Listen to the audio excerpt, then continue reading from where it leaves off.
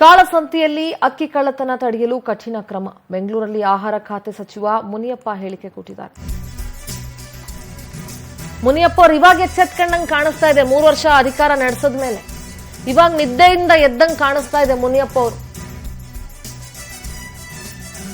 ಅಕ್ಕಿ ಕಳ್ಳತನ ಸಂಬಂಧಪಟ್ಟಂತೆ 1400ಕ್ಕೂ ಹೆಚ್ಚು ಪ್ರಕರಣ ದಾಖಲಾಗಿದೆ.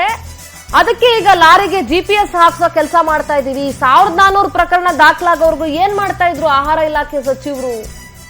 ಇನ್ನೊಂದು 100 ಆಗ್ಲಿ, 1500 ರೌಂಡ್ ಫಿಗರ್ ಆಗ್ಲಿ ಅಂತ ಕಾಯ್ತಾ ಇದ್ರ ಅಂತ.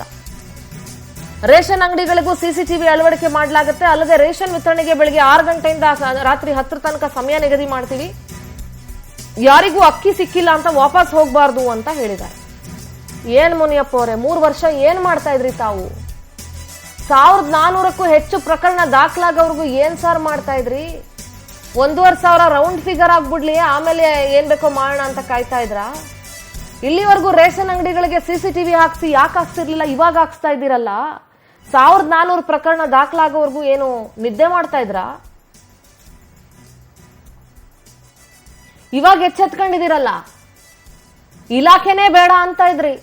ಈ ಇಲಾಖೆಯಲ್ಲಿ ಸೇವೆ ಮಾಡೋದಕ್ಕೆ ಜಾಸ್ತಿ ಅವಕಾಶ ಇಲ್ಲ ಅಂತ ಇದ್ರು ಮುನಿಯಪ್ಪ ಅವರು.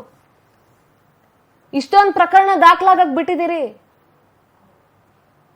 ಸಕಾಲಕ್ಕೆ ಸಿಕ್ಕಲಿಲ್ಲ ಅಂತ ಹೋಗ್ಬಾರ್ದು. ಈಗ ಹಿಂದೆ ಬೆಳಗ್ಗೆ 7ರಿಂದ 12 ಗಂಟೆ ಮತ್ತು ಸಾಯಂಕಾಲ 4ರಿಂದ 8 ಗಂಟೆ ಇದ್ದಿದ್ದನ್ನ ಬದಲಾವಣೆ ಮಾಡಿ ಬೆಳಗ್ಗೆ 6ರಿಂದ ರಾತ್ರಿ 10 ಗಂಟೆವರೆಗೂ ಪೆನ್ಪೈ ಡಿಪೋ ತೆಗೆದಿರಬೇಕು. ಗ್ರಾಹಕರು ಯಾವಾಗ ಬಂದರೂ ಕೂಡ ಅವ್ರಿಗೆ ಸಿಗಬೇಕು ಅನ್ನೋದನ್ನ ಒಂದು ಸರ್ಕಾರ ಆದೇಶ ಮಾಡಿದ್ದೀವಿ. ಬಹಳ ಮುಖ್ಯವಾದಂತದ್ದು, ಯಾರು ಕೂಡ ಅಕ್ಕಿ ಸಕಾಲಕ್ಕೆ ಸಿಕ್ಕಲಿಲ್ಲ ಅಂತ ಹೋಗಬಾರ್ದು.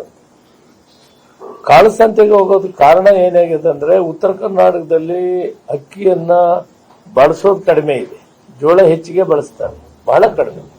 ಆದ್ರೂ ಕೂಡ ಕಾನೂನುಬದ್ಧವಾಗಿ ನಾವು ಕೊಡಬೇಕು, ಅಕ್ಕಿ ಕೊಡ್ತಾ ಇದ್ದೀವಿ, ಅದು ಅನಿವಾರ್ಯವಾಗಿ ಹೋಗ್ತಾ ಇದೆ. ಅದಕ್ಕೆ ನಾವು ಒಂದು ಕಾರ್ಯಕ್ರಮವನ್ನು ರೂಪಿಸಿಕೊಂಡು ಅದಕ್ಕೆ ಬದಲಾಗಿ ಪೌಷ್ಟಿಕ ಆಹಾರವನ್ನು ಕೊಟ್ಟು ಫುಡ್ ಕಿಟ್ ಅನ್ನು ಕೊಡೋದು ಅಂತೇಳಿ ತೀರ್ಮಾನ ಮಾಡಿ ಇಂದಿರಾ ಕಿಟ್ ಕೊಡೋದನ್ನು ಒಂದು ನಿರ್ಣಯಕ್ಕೆ ಬಂದಿದ್ದೀವಿ. ಫೈನಲ್ ಹಂತದಲ್ಲಿದೆ, ಟೆಂಡರ್ ಫೈನಲ್ ಬಂದಿದೆ.